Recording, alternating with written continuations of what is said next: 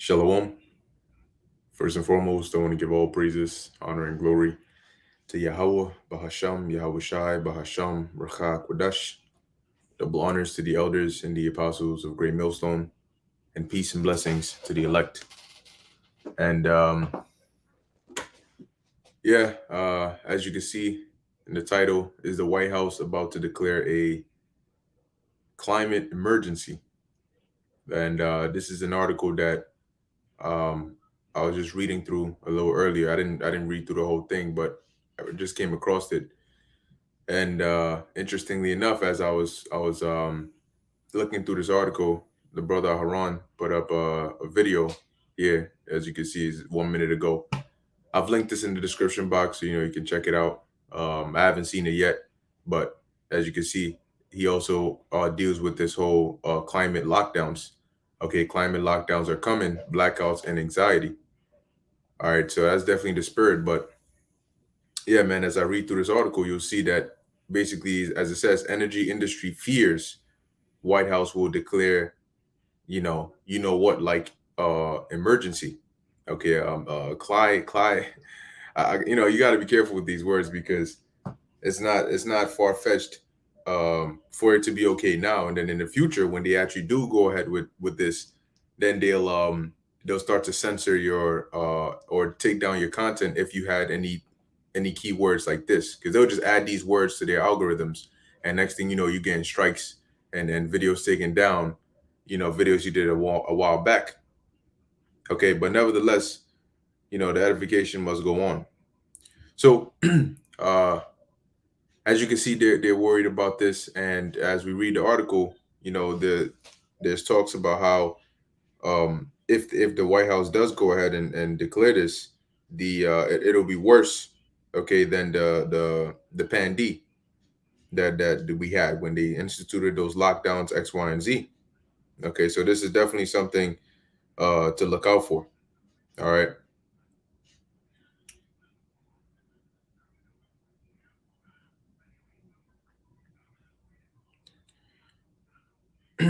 So going on, it says here, some energy industry groups are expressing concern that the White House will declare a Pan-D-like emergency, but for the climate instead. They are leaning to that direction. U.S. Oil and Gas Association President Tim Stewart told Just the News in an article published on July 30th. If you grant the president's emergency powers to declare a climate emergency, it's just like you know what. Okay, it's just like you know what. So something is coming, and let's actually keep reading. It gets a bit more interesting. So it says an emergency declaration on the climate could give the president vast and unchecked authority to shut down everything from communications to infrastructure, said Mr. Stewart, who has been a critic of the Biden administration. But that is a pretty valid point, because remember that there are still emergency powers or authorizations, or powers that have been given to organizations like FEMA, that they still have the ability to use in a state of an emergency. Okay, now the problem is with something like a climate, that's something that they can manipulate, and is very, very subjective, but subjective to what they deem it to be. So come with lockdowns, come with restrictions, carbon taxation, tracking your carbon footprint, like all of these things, 15-minute cities, smart cities. They can put a whole lot under this umbrella of climate. It says they can literally do exactly what they did in the Pan-D. Slacky, let me go up a bit. It says infrastructure around water and electricity could be affected by such a decision, he said. They can literally do exactly what they did in the Pan-D. All right, I gotta call it that because you know why, or you should know why by now. And these things, they just come upon you, right? Especially when people are not paying attention, thinking that everything is all sweet out here. But it's not all sweet out here. People are getting crazier and crazier by the day. If you even pay a fraction of attention to what's actually happening in the world today, Whether it's locally or geopolitically, everything is in some form of disarray. There are wars all around the world, natural disasters hitting places, coups going on. Okay, just people rioting, chaos, and people just. I saw a video of apparently there was a woman naked on the highway shooting at people, shooting at cars and everything. So this is what you got going on. Just bare madness everywhere, everywhere. And when you go out, you see more and more people with heavier demons on them, people that are mentally disturbed. So it's like you can't even tell who's normal and who's not anymore.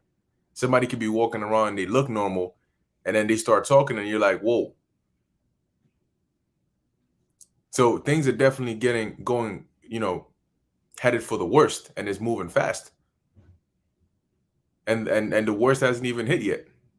Anyway, it says Mr. Stewart said, if you disagree with the climate emergency, speech or can be shut down.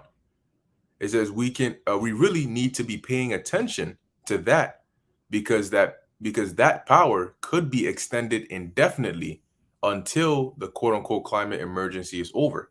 Indefinitely meaning that there's no set time for when they would say that it is over, but they will claim that at some point it'll be over. You just don't know when that point is. So you'll just keep waiting and waiting and waiting and waiting.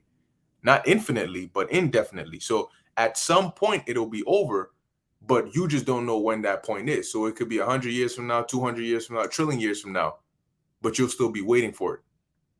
And that's what it means when they can extend it indefinitely, meaning there's no upper bound to how long they can keep extending whatever it is, be it a lockdown or emergency powers or whatever it is. Now it says, who knows how long that would last? The White House press office didn't respond by. Now check this out. The White House press office didn't respond by press time to a request by the Epoch Times for comment about whether the administration might be preparing such a declaration. No comment. Interesting. I mean, if this is something that's so wild and far-fetched, then why not just say no? Why not just shut it down? No. Of course we're not. President Joe Biden and other administration officials have said that the United States and the world are in the midst of a climate crisis. So not that we're heading into one. According to them, we are already in the midst of one. But it's just not, being the quote unquote alarm is not being sounded on the MSM on a daily basis. So people are just walking around like everything is all sweet. And then boom, one day they get up and say, oh, due to X, Y, and Z, we're having this. Or like my brother was telling me that they could deal with these energy companies and have them deliberately start overloading and sabotaging some of these power plants and the electricity in the grid, and then blame it on the climate. And then for that reason, they can say, well, now we're in emergency and now we need to do X, Y, and Z. Remember that these devils are cunning and they devise iniquities. They plan all of these things behind the scenes. They have meetings and they come together and they say, okay, number one, they never let a good crisis go to waste. But then that means, how do you come up with a good crisis? What are the criteria for a good crisis? They've already done the health stuff, which they might come back with it. Who knows? But now they need something. They need something that's big, something that can affect the world, something that can give them that control. They see what it's like to run a large enough simulation that can affect and shut down the whole planet. Okay, so they know the do's and the don'ts. They know what to control, what to shut down, what not to shut down, what to go after first, who to go after first. They've documented all of this. It says, and have used language describing it as an emergency. So far, Mr. Biden has stopped short of declaring an emergency, although some Democrats and environmental groups have pushed the idea. About 60 congressional Democrats recently backed legislation known as the Climate Emergency Act of 2021, sponsored by a representative or whatever, Earl Blumenauer, that would require the Biden administration to make a climate-related emergency declaration. Yeah, now we got the UN up in here. You can't forget about the UN. Last week, UN Secretary General Antonio Guterres released an alarmist message saying that the era, oh, yeah, I heard this. The era of global warming has ended. The era of global boiling has arrived. So you really have to pay attention to the language and the terminology they're using here because they really do leave breadcrumbs. They really do warn you, okay, ahead. They tell you what they're gonna do. They signal to you the direction that they're going in. They foreshadow these things, but they rely or take advantage of the ignorance of the people. That these people are so distracted, so mentally docile that and who's going to be paying attention to this? Who's going to be worrying about what the UN General Secretary General said? They're like, who the hell is that? What is the UN? The minds of people are in such a small place. Okay, it doesn't go past their job, their social media, okay, or them going out and having fun with their friends.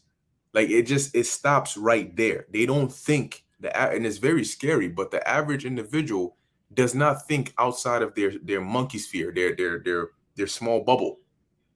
They don't know what's happening outside of their life. They don't know what's happening on a world scale unless it's trending. So they don't see these things coming until it gets close enough where they can see it, but by that time it's too late. See? It says and that's pretty interesting to say that, right? The era of global warming has ended and the era of global boiling has arrived. So what does that bring along? Using adjectives that included terrifying. Oh, okay. Mr. Guterres said UN member states must turn a year of burning heat into a year of burning ambition. You know what that sounds like? That sounds like Revelation 12 and 12, right? For the devil has come down unto you having great wrath, because he knoweth that he hath but a short time. Oh, it also sounds like 2nd Ezra 16, the burning wrath of a great multitude is kindled over you. Okay, so but burning ambition for what though? Oh, right, to do what's best for the world, because that's what they care about. A number of legacy media outlets, including the Los Angeles Times, have floated proposals such as purposefully implementing an quote unquote occasional blackout to help solve climate change. A Guardian article published last week calls on the Biden administration to declare a climate emergency and states that it must do so now. So, I mean, how much priority are they going to give this climate emergency? Is it going to be much more so-called urgent and dangerous than the pandemic? Does that mean they're going to have more draconian measures? What will the lockdowns look like? How are the rolling blackouts going to work? You know, where will they stop? If they can have access to energy, water, communications, they can just ration everything, can't they?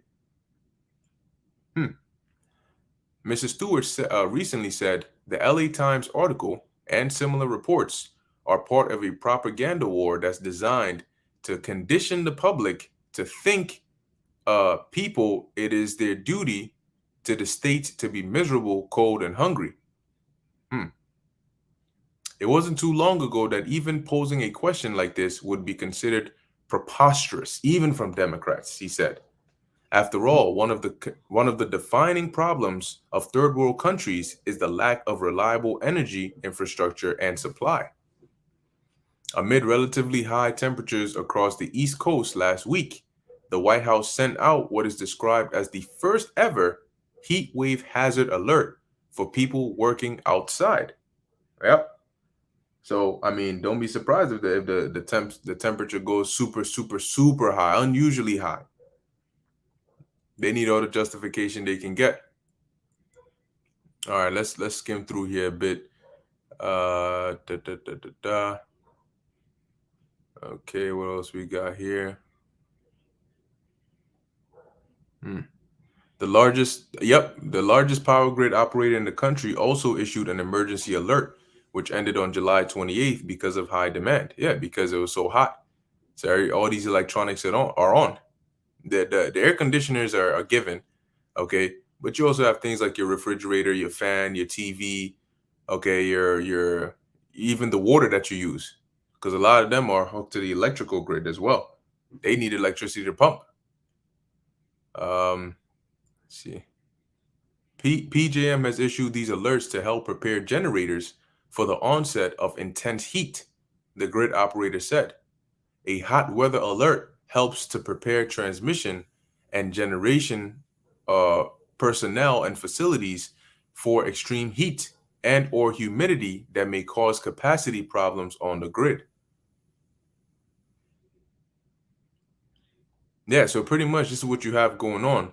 And I mean, they could very well use this as a precursor, to go ahead and declare something like this. And if they do this, well, that we know that they already have plans for this.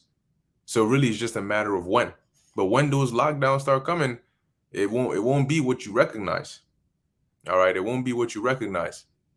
Let's get this real quick. This is the book of Ephesians, chapter 5, verse 16. And it says, actually, let me start up here at 15. It says, see then that ye walk circumspectly. Like I was mentioning earlier before, or like I was mentioning earlier, a lot of people are not circumspect. They're stuck within this small circle, this small bubble here. They're not paying attention to what's happening on the outskirts around them. The things that actually affect your life are the things that people don't really give mind to, because they're so distracted by everything else. It says, not as fools, but as wise. So though you may do your daily activities, in your mind, you're focusing on a lot more than just that. You're watching everything. So you know when to, like roe or deer or gazelle or antelope or those kind of creatures, when they eat, they're always watching. That's why they'll go down for a bit and they'll come up, look around, go down, come up, look around. Their ears are always perked. So though they're eating, they're always paying attention, because the second they hear even a twig, the moving of grass, they are gone.